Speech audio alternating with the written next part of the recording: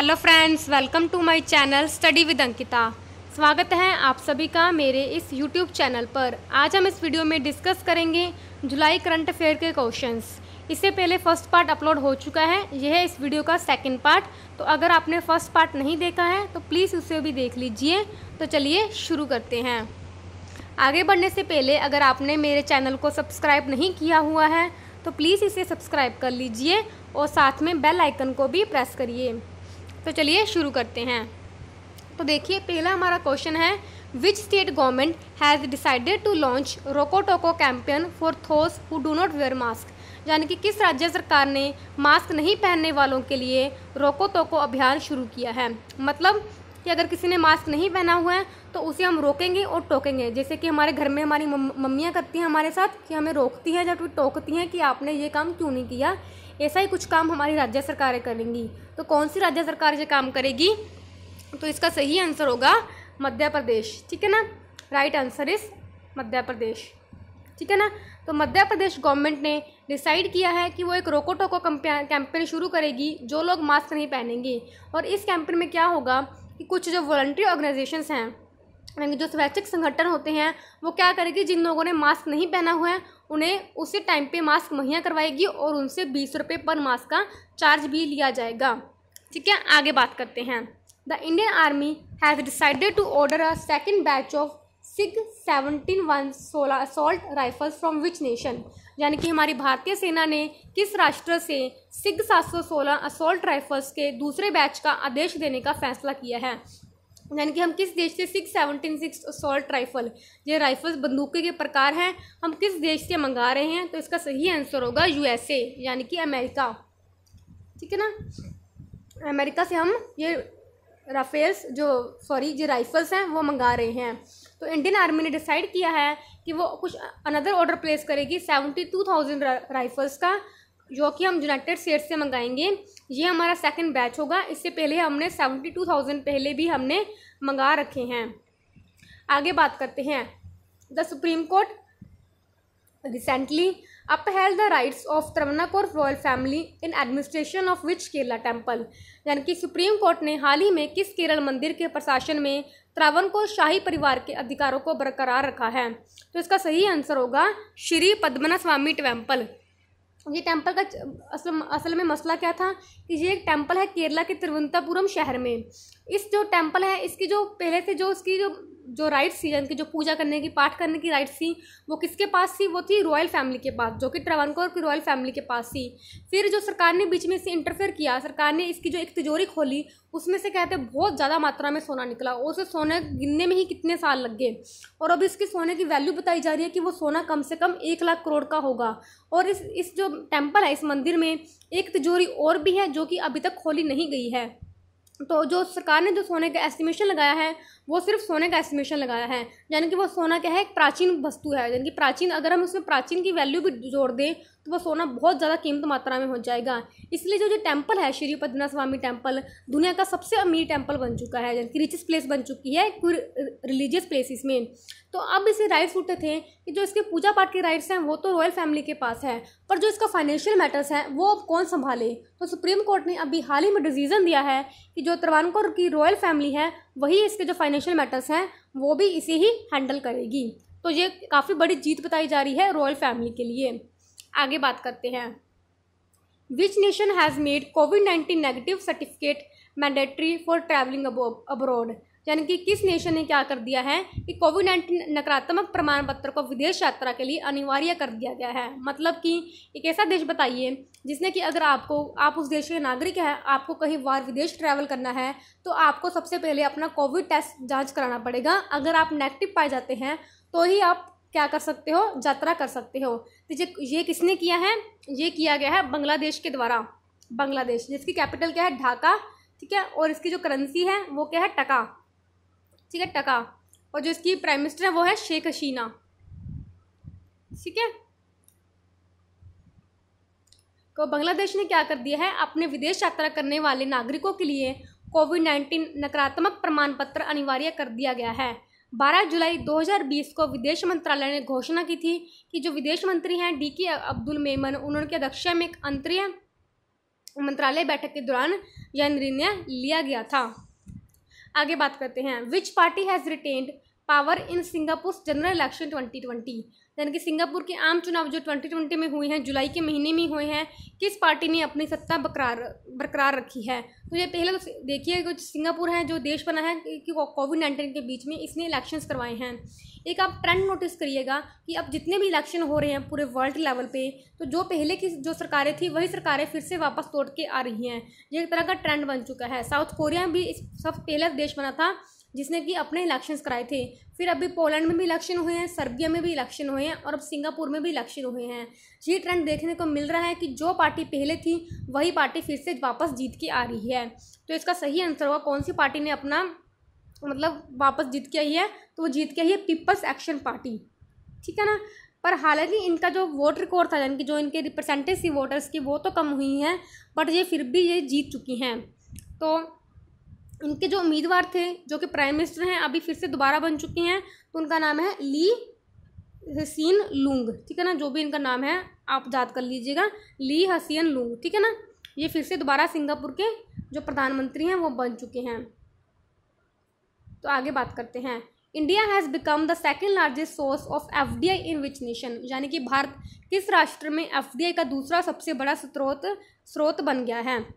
तो ये किसका बन गया है, तो UK का बन गया है। आप सबसे पहले FDI को समझने की कोशिश करिए कि FDI का मतलब क्या होता है।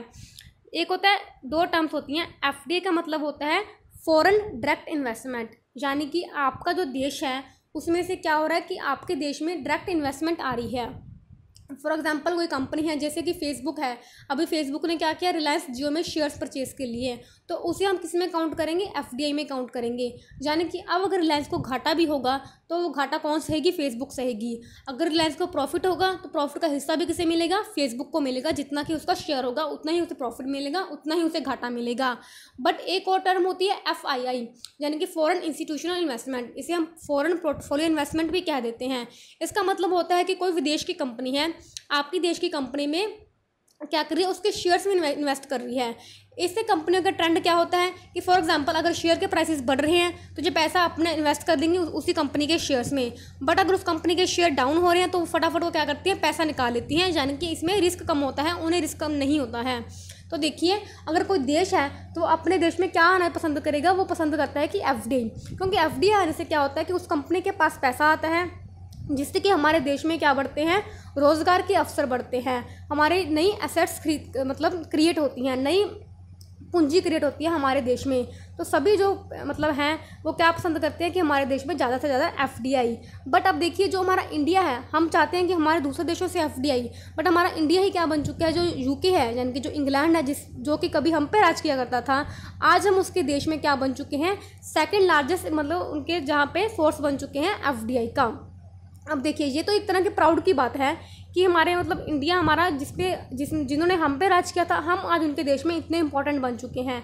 बट अगर हम इकोनॉमिक के पॉइंट ऑफ व्यू से देखें तो ये चीज़ इकोनॉमिक्स से गलत है, क्योंकि जो हमारा इंडिया का पैसा है वो दूसरे देश में जा रहा है FDI बन के, यानी कि उनके यहाँ पे रोज़गार के अवसर पैदा कर रहा है। अगर वही पैसा हमारे इंडिया में इन्वेस्ट होता तो ज़्यादा बढ़िया होता, ठीक है ना। इनके दो पॉइंट ऑफ व्यू हो सकते हैं। आगे बात करते हैं, तो जो यूनाइटेड किंगडम की गवर्नमेंट है उन्होंने फिगर्स रिलीज़ की हैं जुलाई 10 को, कि जो इंडिया है वो उनका सेकंड लार्जेस्ट सोर्स बन चुका है फॉरेन डायरेक्ट इन्वेस्टमेंट का in the UK by investing in 120 projects and creating 5429 new jobs. देखिए ना, आपको बताया था ना कि इससे क्या होती है, नई जॉब्स क्रिएट होती है, यानी कि नए रोजगार के अवसर पैदा होते हैं। आगे बात करते हैं, विच among the following take Giants has announced $10 billion worth investment in India, यानी कि निम्नलिखित में से किस तकनीकी दिग्गज ने भारत में $10 बिलियन अमेरिकी डॉलर के निवेश की घोषणा की है।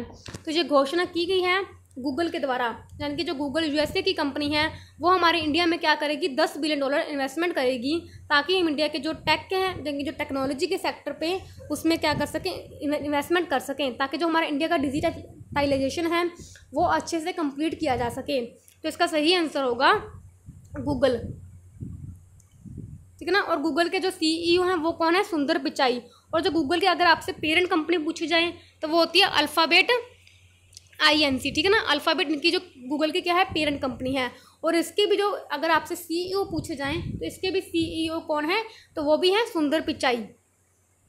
आगे बात करते हैं, जो गूगल के CEO हैं सुंदर पिचाई, उन्होंने जुलाई 13 को अनाउंस किया कि जो कंपनी है क्या कितने 75,000 करोड़ रुपये की, जो कि $10 बिलियन बैठते हैं, वो क्या करेगी अगले 5 से 7 साल तक इंडिया में इन्वेस्ट करेगी, ताकि जो इंडिया के लिए डिजिटाइजेशन फंड है वो क्रिएट किया जा सके। Which nation has dropped India from Chabahar rail project, यानी कि किस भारत ने किस देश को चबहार रेल परियोजना से हटा दिया गया है, तो ये किया गया है ईरान के द्वारा। ईरान जो कि पहले कभी हमारा क्या होता था, एक अच्छा पड़ोसी मित्र होता था, यानी कि हमारा एक पड़ोसी नहीं बल्कि हम इसे मित्र कहेंगे, हमारा एक अच्छा मित्र हुआ करता था। बट USA के चलते हुए USA ने क्या कर दिया था, ईरान पे कार्सा एक्ट लागू कर दिया गया था, यानी कि काउंट्री अमेरिकन, जो उनके अमेरिकन के अलाइज हैं उन्हें काउंटर करने के लिए ये एक्ट लगा दिया गया था। यानी कि अगर कोई भी देश ईरान से व्यापार करेगा तो क्या होगा, उसे जो USA है उसके बैंस का जो उसके जो वो क्या कर देते हैं, USA वाले सैंक्शंस लगा देते हैं, वो हम पे लगा देंगे। तो हमने क्या किया, USA के दबाव में आके जो ईरान से हम तेल खरीदते थे उसे बिल्कुल ज़ीरो कर दिया, ठीक है। और हमारा जो ईरान में एक इन्वेस्टमेंट था, चबहार जो परियोजना थी, जो कि हमने चाइना को काउंटर करने के लिए बनाया हुआ था, जो चाइना का ग्वादर पोर्ट था पाकिस्तान में, उसे काउंटर करने के लिए हमने बनाया हुआ था। और जो ग्वादर पोर्ट था जो हमने बनाया था, वो हमारा जो अफ़गानिस्तान से जाने के लिए भी एक अच्छा लिंक था, और जो बाकी की सेंट्रल कंट्रीज़ हैं, सेंट्रल एशियन कंट्रीज़ हैं, उनमें भी एक अच्छा रास्ता खोलता था, ठीक है। वो तो हमारा पोर्ट है ही है। ये है चबहार रेल परियोजना, यानी कि ये एक और इसमें रेल परियोजना डालनी थी अफगानिस्तान से। तो ईरान ने जो चाइना ने क्या किया, ईरान में कुछ इन्वेस्टमेंट्स करने की घोषणा की काफ़ी बड़ी मात्रा में। इस इन्वेस्टमेंट के बाद ईरान का बयान आता है कि वो जो इंडिया है, इंडिया को क्या कर रहा है, इस प्रोजेक्ट से ड्रॉप आउट कर रहा है। और ईरान ने कारण दिया है कि जो इंडिया है उसने जो फंडिंग अलॉट करनी थी इस इन्वेस्टमेंट के लिए, उसे काफ़ी डिले कर दिया गया है। इस वजह से अब जो ईरान है वो इस प्रोजेक्ट को खुद ही बनाएगा। तो ठीक है, इसका सही आंसर होगा ईरान। तो देखिए, India has been dropped out from the construction of a railway line from Chabahar port, जो कहाँ तक जानी थी, इस पोर्ट का नाम भी याद रखिएगा, ये पेपर में पूछ सकते हैं आपसे। तो Chabahar port to Zahedan along the border with Afghanistan, as the Iranian government has decided to proceed with the construction on its own. The agreement to build the railway line was signed by Iran and India 4 years ago. यानी कि 4 साल पहले ये sign किया गया था, but अभी तक इसके लिए कोई फंड एलोकेट नहीं किया गया था। तो इसीलिए क्या कर दिया, ईरान ने इस प्रोजेक्ट से इंडिया को ड्रॉप आउट कर दिया गया। आगे बात करते हैं, which nation allowed commercial farming of endangered species in June 2020, यानी कि किस देश ने जून 2020 में लुप्तप्राय प्रजातियों की व्यवसायिक खेती की अनुमति दे दी है। तो ये दी गई है फिलीपींस के द्वारा, जिसकी कैपिटल क्या है, मनीला है, और इसकी करेंसी क्या है, पीसो, ठीक है, पीसो। ये किसका मेंबर है, आसियान का मेंबर है। सॉरी, इसका आंसर सही होगा Myanmar government, I am really sorry, इसका सही आंसर होगा म्यांमार, ठीक है ना, मुझे कन्फ्यूज़न हो गई थी, इसका सही आंसर होगा म्यांमार, ठीक है। तो जो म्यांमार गवर्नमेंट है उसने क्या किया, एक लॉ पास किया है जून 2020 में, जो कि अलाउ करेगी जो प्राइवेट जूज हैं उन्हें क्या करेगी, एक अलाउ करेगी कि वो 90 वाइल्ड लाइफ स्पीसीज़ को क्या कर सकते हैं, उसकी कमर्शियल फार्मिंग कर सकते हैं, जो कि क्या है, उनमें से बहुत ज़्यादा क्या है, इंडेंजर्ड स्पीसीज़ हैं, यानी कि वो लुप्त होने की कगार पे हैं, ठीक है। और इनमें जो कुछ नाम हैं तो वो हैं टाइगर के, पेंगुलिन के, आयरवेडिड जो डॉल्फिन होती है, और उसमें साइमिस क्रोकोडाइल का। The government is planning to increase public health expenditure by to how much % of the total GDP by 2025? सरकार सार्वजनिक स्वास्थ्य व्यय को 2025 तक कुल GDP का कितने प्रतिशत तक बढ़ाने की योजना बना रही है। तो यानी कि सरकार चाहती है कि जो हमारा पब्लिक हेल्थ एक्सपेंडिचर है वो इंक्रीज़ कर दिया जाए, 2025 तक हमारे GDP का कुल हिस्सा कितना इन्वेस्टमेंट किया जाए। तो सरकार योजना बना रही है 2.5% की। तो यूनियन हेल्थ मिनिस्ट्री ने, जो हमारे हेल्थ मिनिस्टर डॉक्टर हर्षवर्धन, उन्होंने क्या किया है, बताया है कि जो हमारा एक्सपेंडिचर है हेल्थ पे वो इंक्रीज़ किया जाएगा, जो कि 15th फाइनेंस कमीशन की बैठक में हुआ है, और वो इंक्रीज़ कर दिया जाएगा 2.5% by 2025। Which nation has called on China to comply with the 2006 arbitral ruling on the South China Sea, यानी कि किस नेशन ने दक्षिण सागर पर 2016 के मनमाने शासन के अनुमान पे किस के लिए चीन ने किस राष्ट्र को बुलाया है। तो यानी कि एक ऐसा देश जिसने कि कहा है कि जो मनमाने तरीके से साउथ चाइना सी पे रूलिंग हुई थी उस पर इसने किस देश को बुलाया है। तो इसका सही आंसर होगा फिलीपींस। फिलीपींस को इसमें बुलाया गया है, ठीक है ना। फिलीपींस की मैंने आपको पहले कैपिटल बता दी, क्या है, मनीला है, और इसकी करेंसी क्या है, पीसो। तो जो फिलीपींस है चीन ने 2016 के माध्यम से मध्यस्थीय फैसले का पालन करने के लिए बुलाया है, जिसने फैसला सुनाया था कि चीन के पास दक्षिण चीन सागर के पानी पर कोई ऐतिहासिक अधिकार नहीं है। यह कदम तब आया है जब चीन इस क्षेत्र में अपना दबदबा दिखाने के लिए आक्रामक कार्रवाई जारी रखे हुए है। Which nation's GDP plunged by record 41.2% in the last 3 months. यानी कि पिछले 3 महीनों में रिकॉर्ड 41.2% की क्या है, गिरावट दर्ज की गई है उसके देश की जीडीपी में आखिरी 3 महीनों में। और ये क्यों की गई है, ये की गई है सिंगापुर के द्वारा। किसकी वजह से, कोविड-19 की वजह से, क्योंकि इनका देश काफ़ी स्ट्रिक्ट लॉकडाउन में चल रहा था, जिस वजह से इनकी जो जीडीपी है वो 41.2% तक भी गिर चुकी है। तो सही आंसर होगा सिंगापुर। सिंगापुर इकोनॉमी क्या है, स्लम्प चली गई है, रिसेशन में चली गई है, यानी कि घाटे में चली गई है, with the record plunge in the GDP by almost 41.2% in the last 3 months. This is largely due to the extended lockdown imposed to contain COVID-19 spread in the nation. Who has been removed as the Deputy Chief Minister of Rajasthan? यानी कि राजस्थान के उप मुख्यमंत्री के रूप में किसे हटाया गया है, तो हटाया गया सचिन पायलट को। ये मैंने आपको पिछली वीडियो में पढ़ाया था कि राजस्थान का मसला क्या था। तो मैंने आपको बताया था कि जो सचिन पायलट थे वो जो राजस्थान के सीएम थे अशोक गहलोत, दोनों की आपस में बनती नहीं थी। तो सचिन पायलट ने क्या किया था, 18 मंत्रियों के साथ अलग होटल में चले गए थे। फिर इन्हें एक व्हिप जारी किया जाता है कि सारे जो एमएलए हैं उन्हें हाजिर होना है सीएम के घर पे। तो ये सचिन पायलट उसके घर में हाजिर नहीं हुए थे, ठीक है ना। तो जो लोकसभा के स्पीकर थे, लोकसभा के नहीं, विधानसभा के जो स्पीकर थे, उन्होंने क्या कर दिया, एक नोटिस जारी कर दिया कि जो इनकी एमएलए की जो सदस्यता है वो उसे रद्द कर दिया जाए। और फिर ये मामला आगे सुप्रीम कोर्ट तक पहुंचा, आगे हाई कोर्ट तक पहुंचा। तो इसके बाद क्या कोर्ट में जवाब दिया गया सचिन पायलट के द्वारा कि अगर हमें बुलाया जाता विधानसभा में तो हम तो विधानसभा में चले जाते व्हिप के अकॉर्डिंग, बट हमें सीएम के घर में बुलाया गया। तो हमारा व्हिप ये नहीं कहता, जो हमारा कॉन्स्टिट्यूशन वो ये नहीं कहता कि हम किसी सीएम के घर में जाएं। अगर हमें बुलाना है तो हमें विधानसभा में बुलाइए, ठीक है ना। तो इनका ये पॉइंट था। बट उस समय क्या था, विधानसभा का जो सत्र था वो नहीं चल रहा था।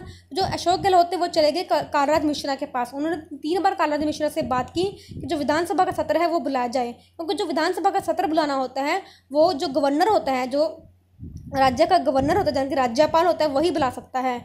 देखिए यहाँ पे 2 आर्टिकल फंसते हैं। एक आर्टिकल बोलता है कि जो राज्यपाल है उसके पास क्या है, खुद की डिस्क्रिशनरी पावर है, यानी कि वो खुद अपने विवेक से फैसला ले सकता है। और दूसरा कहा गया है कि जो कैबिनेट मंत्री है उसकी सलाह पे उसे फैसला लेना है। तो जो कैबिनेट मंत्रिमंडल था वो तो बोल रहा था कि आप जो सत्र था वो बुलाइए, यानी कि जो कांग्रेस की तरफ से था। बट जो ये थे दूसरा वाला, उसमें क्या लिखा गया, उसकी विवेक पावर है। तो जो राज्यपाल था उन्होंने उसे बुलाने से मना कर दिया गया, ये कहकर कि अभी कोविड-19 चल रहा है, जिस वजह से वहाँ पे इकट्ठा होना सही नहीं होगा।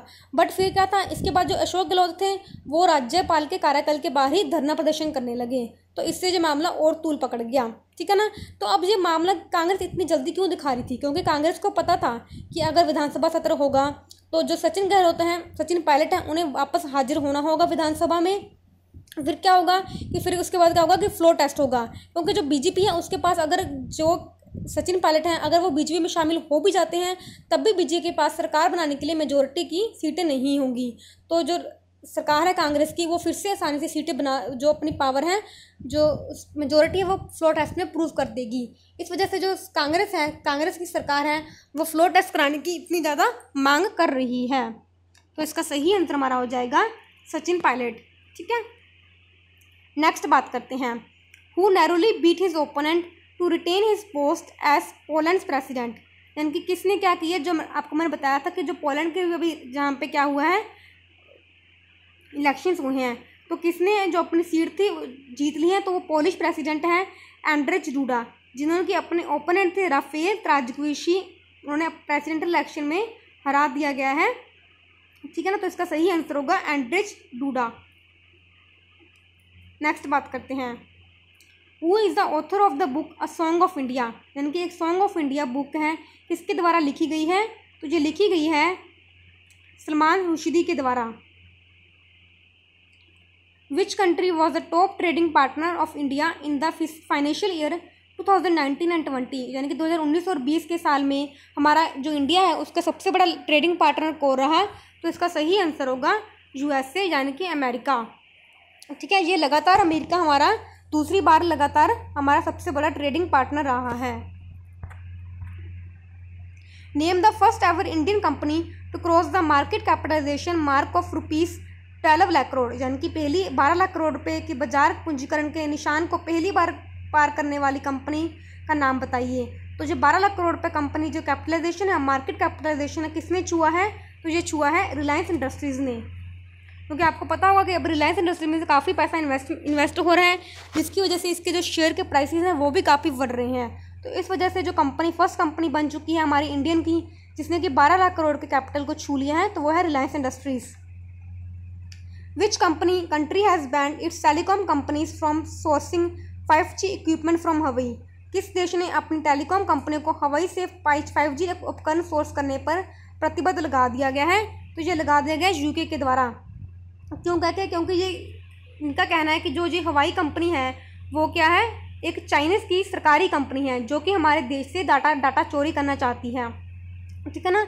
अगर ये हवाई कंपनी हमारे देश में आएगी तो ये हमारे देश की जो 5G टेक्नोलॉजी है उसमें एक बड़ा खतरा साबित हो सकती है, जिस वजह से इसने जो यूके ने कहा है कि अगर अब जिन्होंने जो 5G जो इक्विपमेंट्स खरीद ली हैं हवाई कंपनी से, तो 2027 तक वो सारे के सारे जो चाइनीज़ प्रोडक्ट्स हैं उन्हें बाहर कर देगी इनके देश से।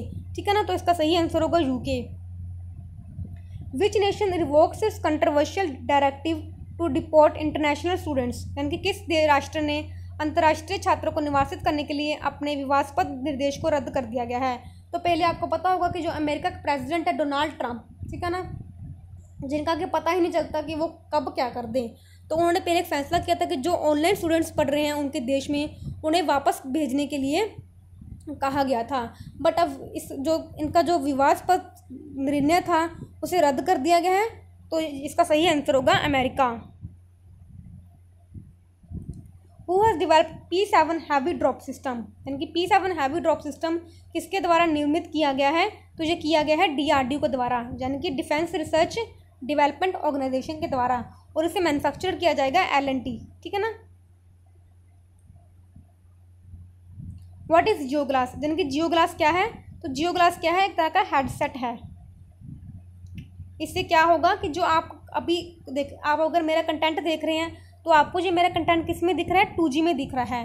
तो अगर आपको इस जियो ग्लास के आने के बाद आपको क्या होगा, जो भी आप कंटेंट, कोई भी आप यूट्यूब की वीडियो देखोगे, आप कुछ भी देखोगे अपने फ़ोन में, तो वो आपको 3G में दिखाई देगा, यानी कि आपको होलोग्राफिक मॉडल दिखेगा। आपको लगेगा कि आप बिल्कुल सामने बैठकर ही पढ़ रहे हो, जैसा कि रियल क्लासरूम में होता है। तो ठीक है, ये है एक हेडसेट। रिलायंस जियो ने लॉन्च किया है एक new and innovative technology Jio glass, a new mixed reality headset which will enable holographic video calling. JioGlass will bring teachers and students together in virtual 3D classrooms and conduct holographic classes through the Jio Mixed Reality Cloud in real time. ठीक है ना। When was World Youth Skill Day observed, यानी कि जो world youth skill day observe किस दिन किया जाता है? तो जो किया जाता है 15 जुलाई के दिन, क्योंकि इस दिन हमने जो अपना स्किल मिशन था वो लॉन्च किया था, तो इस दिन ये मनाया जाता है, युवा कौशल दिवस मनाया जाता है 15 जुलाई को। The Ministry of Railway has set the target of transforming the Indian Railways into green railways by which year in mission mode, यानी कि जो हमारे रेल मंत्रालय है उसने किस वर्ष तक मिशन मोड में भारतीय रेलवे को ग्रीन रेलवे में बदलने का लक्ष्य रखा है? तो ये रखा गया है 2023 में, तो इसका सही आंसर होगा 2023। Name the winners of Mohan बगान रत्ना अवार्ड 2020, इनके जो मोहन बगान रत्ना अवार्ड है उसका नाम बताइए किसने जीता है? तो जो जीता गया है गुरबख्श सिंह के द्वारा और पलाश नंदी के द्वारा। जो गुरबख्श सिंह है वो तो एक क्या है, हॉकी प्लेयर हैं, ये भी याद रखिएगा, और जो पलाश नंदी हैं ये क्या है, एक तरह के ये क्रिकेटर हैं। ठीक है, क्रिकेटर हैं ये। Who has been selected for the 2020 von Karman award of the international academy of astronautics. यानी कि 2020 का वॉन कर्मन अवार्ड किसे दिया गया है? तो ये दिया गया है के सिवन जी को। के सिवन जी किसके चेयरमैन है? तो वो चेयरमैन है इसरो के। इसरो का हेडक्वार्टर कहाँ पे? बेंगलुरु में। Indian railway aims to be electrified fully electrified in how many years. यानी कि जो हमारी इंडियन रेलवे है वो कितने सालों में पूरी तरीके से इलेक्ट्रीफाइड हो जाएगी? तो इसका सही आंसर हमारा होगा, इसका सही आंसर हमारा होगा, एक मिनट क्वेश्चन मिस, हाँ ये था हमारा क्वेश्चन। तो इंडियन रेलवे हमारी कहाँ पे कितने सालों में इलेक्ट्रीफाई हो जाएगी? तो हो जाएगी 3.5 सालों में इलेक्ट्रीफाइड हो जाएगी, तो 3.5 साल। आगे बात करते हैं, India recently open a new trade route with which nation. यानी कि इंडिया ने किसके साथ एक नया ट्रेड रूट ओपन किया है? यानी कि जो ट्रेड करने के लिए एक नया रूट किया है तो वो किया गया है भूटान के साथ। भूटान जिसकी कैपिटल क्या है? थिम्पू है, ठीक है। और इनकी जो करेंसी है वो क्या है? नगलट्रम, ठीक है ना।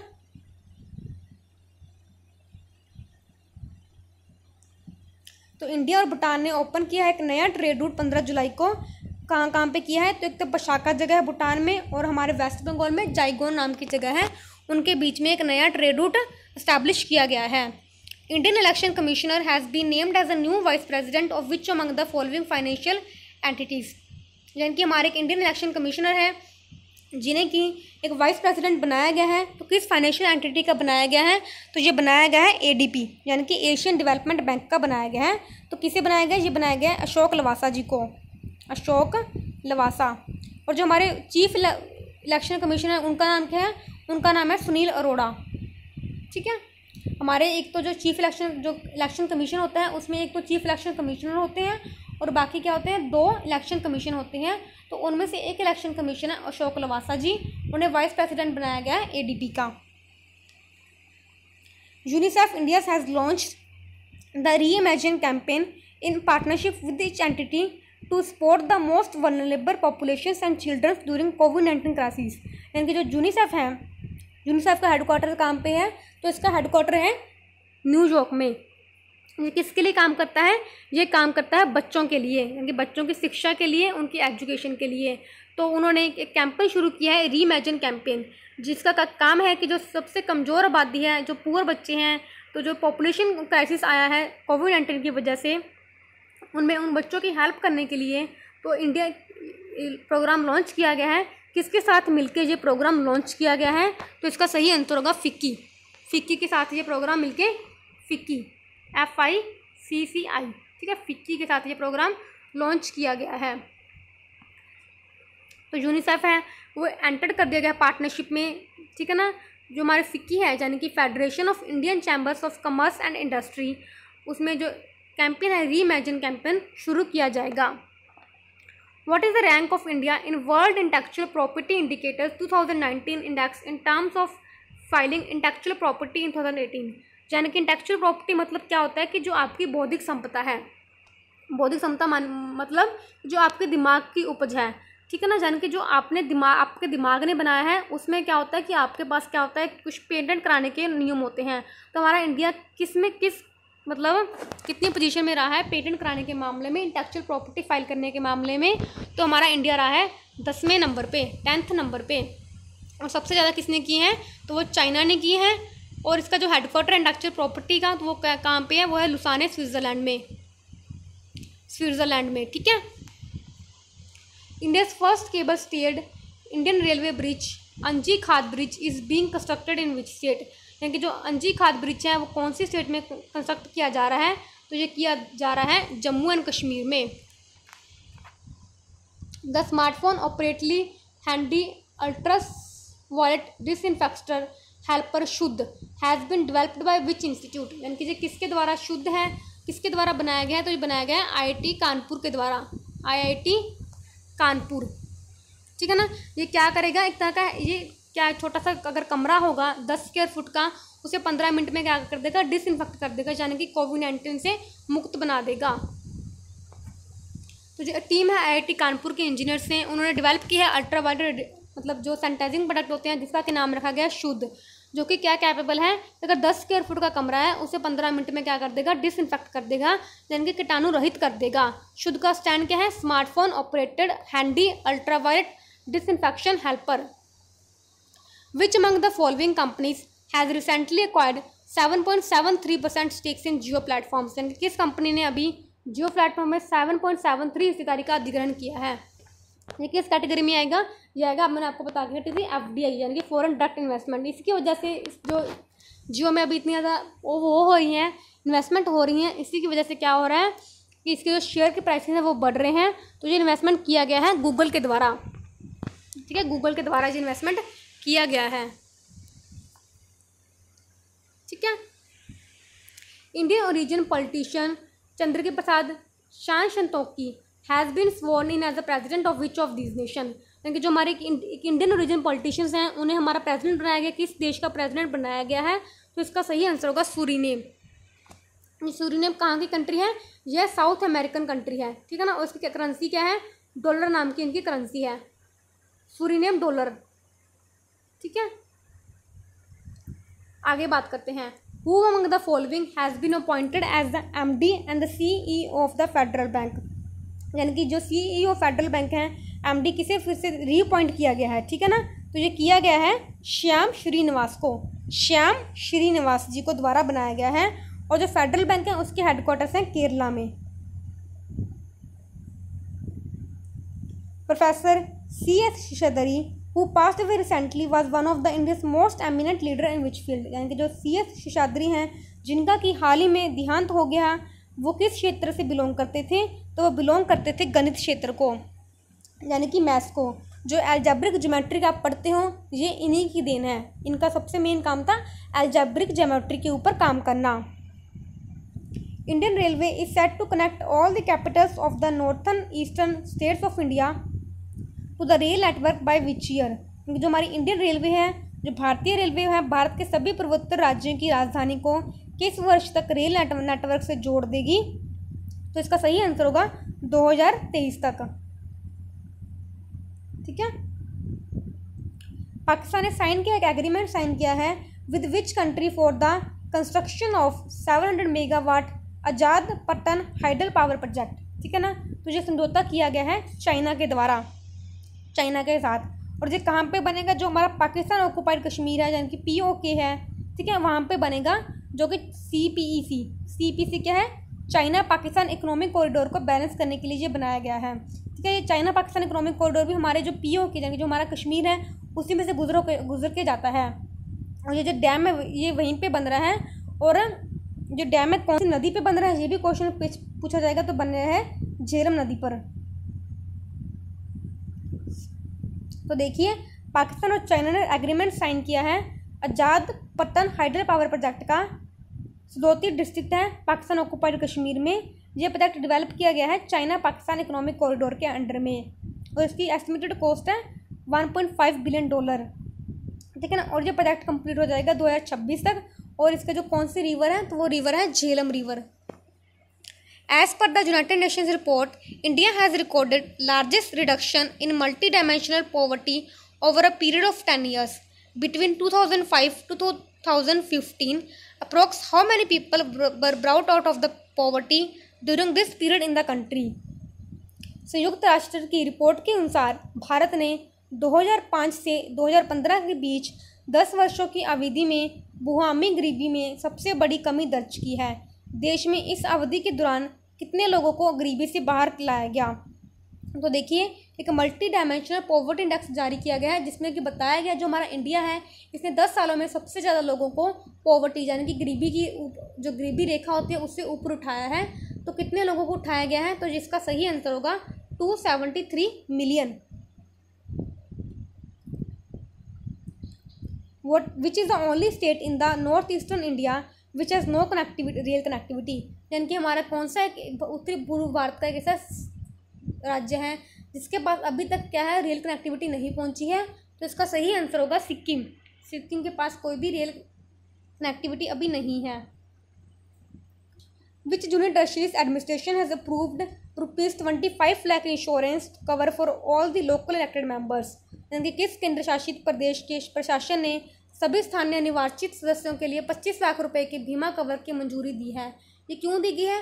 यानी कि अगर कोई अर्बन बॉडीज़ में सेलेक्ट हो रहा है या फिर पंचायत में सेलेक्ट हो रहा है तो उन्हें 25 लाख का कवर दिया जाएगा, इंश्योरेंस कवर दिया जाएगा, ताकि अगर कोई भी दुर्घटना होती है ऐसी जो टेररिज्म से संबंध रखती हो तो उन्हें ये उनसे बचाने के लिए ये योजना शुरू की गई है। तो ये कहाँ पे की गई है? तो ये की गई है जम्मू एंड कश्मीर में, ठीक है, जो कि यूनियन टेरिटरी बने थे स्टेट से लगो के, लद्दाख से लगो के। कब बने थे? डेट याद रखिएगा, 31 अक्टूबर 2019 को, ठीक है। जबकि इसका जो 370 आर्टिकल था उसे सस्पेंड कर दिया गया था। Who become the first cricketer to violate ICC saliva ban rule, यानी कि कौन सा ऐसा क्रिकेटर है जो कि ऐसा पहला क्रिकेटर बन चुका है जिसने कि क्या जो सलाइवा बैन था, यानी कि जो लाल प्रतिबंध नियम था उसका उल्लंघन करने वाला जो पहला प्लेयर बन चुका है, तो वो था जोफा आर्चर। ये थे जो इंग्लैंड और वेस्ट इंडीज़ के बीच मैच हो रहा था, इन्होंने गलती से जो सलाइवा, पहले आप समझिए कि सलाइवा बैन का मतलब क्या था। कि देखिए अगर कोई भी क्रिकेटर क्या करता है, जब बॉल करता है यानी कि बॉलिंग करता है तो वो क्या करता है, अपनी थूक से क्या करता है, बॉल को रगड़ने की कोशिश करता है, ताकि एक जो बॉल की साइड है वो क्या चमकीली बन जाए, ताकि उससे जो स्पिन वगैरह होती है वो ज़्यादा मिल सके। तो अब कोविड-19 की वजह से जो सलाइवा है बैन कर दिया गया था, यानी कि आप बॉल को टैंपरिंग नहीं कर सकते हो सलाइवा की वजह से, क्योंकि इससे कोविड-19 फैलने का खतरा बढ़ सकता है। तो जो अंपायर्स थे, जिनके मैच के अंपायर्स हैं, वो अगर कोई प्लेयर करना चाहता है तो उन्हें आर्टिफिशियल तरीके से भी वो बॉल को कर सकता है, टैंपरिंग कर सकता है। बट गलती से जो ये प्लेयर हैं उन्होंने गलती से क्या कर दिया था, बॉल को सलाइवा से मतलब हाथ लगा दिया था। फिर बाद में ये बताया गया अंपायर को कि उन्होंने गलती से कर दिया गया है, और फिर जब बॉल को फिर से वापस क्या कर दिया गया, डिसइंफेक्ट कर दिया गया। Which international sports federation has approved a proposal to ensure gender representation in council, यानी कि किस अंतर्राष्ट्रीय खेल महासंघ ने अपने परिषद में लिंग प्रतिनिधित्व को सुनिश्चित करने का प्रस्ताव को मंजूरी दे दी गई है। तो ये किसके द्वारा दी गई है? ये दी गई है बैडमिंटन वर्ल्ड फेडरेशन के द्वारा, BWF। Which nation has band free internet services for social media, यानी कि किस देश ने क्या कर दिया गया है, सोशल मीडिया के लिए मुफ्त इंटरनेट सेवाओं का प्रतिबंध लगा दिया गया है। तो ये लगाया गया है बांग्लादेश के द्वारा। India has bin grouped in which one of the following income groups in the new world bank category classification bye income level 2020 and 2021, यानी कि भारत को 2020-2021 के विश्व स्तरीय देश वर्गीकरण में निम्नलिखित में से किस आय समूह में वर्गीकृत किया गया है। यानी कि जो हमारा इंडिया है वो कौन से इनकम कैटेगरी में आता है। इनकम कैटेगरी का मतलब कि या तो आप बहुत ही कम कमाते हो या फिर आप क्या करते हो, आपकी क्या इनकम है, लोअर मिडिल इनकम है, यानी कि ना तो आप काफ़ी कम कमाते हो ना काफ़ी ज़्यादा कमाते हो। एक होती है अपर मिडिल इनकम और एक होती है हायर इनकम। तो हमें शामिल किया गया है लोअर मिडिल इनकम में, यानी कि निम्न मध्य वर्ग आय में शामिल किया गया है। पहले हम किस में होते थे, हम होते थे पहले कम आय में होते थे, और हमें इसका जो स्टेटस था लोअर मिडिल इनकम का वो कब मिला था, तो हमें मिला था 2009 में, ठीक है। तो इसका सही आंसर होगा, यानी कि वो होगा lower middle income. C1 is the right answer. Next बात करते हैं, the international chess day is observed annually on which date, यानी कि जो इंटरनेशनल चेस डे है वो कब मनाया जाता है, तो ये मनाया जाता है 20 जुलाई को, इंटरनेशनल चेस डे, क्योंकि इस दिन जो फाइड है उसकी स्थापना की गई थी इंटरनेशनल, ठीक है ना, इसलिए ये दिन चुना गया था मनाने के लिए। तो फाइड क्या है, जो इंटरनेशनल चेस फेडरेशन है उसे हम क्या बोलते हैं, फाइड बोलते हैं, और जो फाउंड किया गया था 1924 में। जो इसका आइडिया था कि इसे चेस डे मनाया जाए वो किस दिन आया था, वो मनाया गया था यूनेस्को के द्वारा। और इस बार का जो 2020 का मोटो है वो क्या है, teach someone how to play chess, यानी कि किसी को सिखाइए कि चेस कैसे सीखते हैं, ठीक है। और इसका जो हेडक्वार्टर है वो कहाँ पे, स्विट्ज़रलैंड में इसका हेडक्वार्टर है इंटरनेशनल चेस फेडरेशन का, यानी कि फाइड का। Name the winner of the 2020 formula 1 Hungarian grand pics, यानी कि 2020 के जो फॉर्मूला 1 हंगरियन ग्रैंड पिक्स हैं उसके आपको क्या बताना है, विनर बताना है। तो इसके विनर होंगे लुइस हैमिल्टन, ठीक है। The Nelson Mandela prize is presented after every 5 years by which organisation, यानी कि जो नेल्सन मंडेला प्राइज़ है वो किसे हर 5 साल में किसके द्वारा प्रदान किया जाता है, तो ये प्रदान किया जाता है यूनाइटेड नेशंस के द्वारा, UN के द्वारा, ठीक है। आपको मैंने बताया था जो नेल्सन मंडेला है उनका जन्मदिन कब आता है, तो आता है 18 जुलाई को, ठीक है। 18 जुलाई को इनका जन्मदिन मनाया जाता है। ये क्या थे, ये साउथ अफ्रीका के पहले प्रेसिडेंट थे, जिनके पहले ब्लैक प्रेसिडेंट थे, ठीक है। और उन्होंने अपना जो पहला कार्यकाल था वो संभाला था 1994 को। ये 1994 से 1999 के बीच में क्या थे, साउथ अफ्रीका के प्रेसिडेंट रहे थे। और इनकी जो जीवनी का नाम है वो क्या है, a long walk to freedom. और इन्हें काफ़ी सारे पुरस्कारों से भी सम्मानित किया गया है। इन्हें नोबेल पीस प्राइज़ भी मिला हुआ है। और एक इन्हें क्या मिला हुआ है, जो हमारा भारत रत्न है वो भी इन्हें प्रदान किया गया है। हमारे इंडिया में सिर्फ आज तक 2 ही फॉरेनर हैं जिन्हें कि भारत रत्न दिया गया है। सबसे पहले तो नेल्सन मंडेला और दूसरे हैं खान अब्दुल गफर खान, जिन्हें कि हम फ्रंटियर गांधी के नाम से भी जानते हैं। इन्हें निशान पाकिस्तान, जो अलग अलग प्राइजेस होते हैं वो भी इन्हें सम्मानित किए गए हैं। और इनके नाम पे जो प्राइज़ मिलता है नेल्सन मंडेला, ये हर 5 साल बाद दिया जाता है, जो कि दिया जाता है यूनाइटेड नेशंस के द्वारा। इस साल जो प्राइज़ दिया गया है, और जो प्राइज़ दिया गया है ये है मारिना वार्दिनोनस के ग्रीस की हैं, और एक डॉक्टर हैं मोरिसिना क्योटे जो कि गिनिया के हैं। उन्हें जो प्राइज़ दिया गया है 2020 का नेल्सन मंडेला प्राइज़ दिया गया है। आगे बात करते हैं। तो ये था हमारा आज का आखिरी क्वेश्चन। तो आशा करती हूँ आपको ये वीडियो अच्छी लगी होगी। इसका पार्ट 3 भी आएगा, क्योंकि अभी सारे क्वेश्चंस कंप्लीट नहीं हुए हैं। तो अगर आपको ये वीडियो अच्छी लगे तो प्लीज़ इसे ज़्यादा से ज़्यादा लाइक करें, शेयर करें and subscribe to my channel. अगर आपको इसकी PDF चाहिए तो you can join me on Telegram channel study with Ankita. Thank you.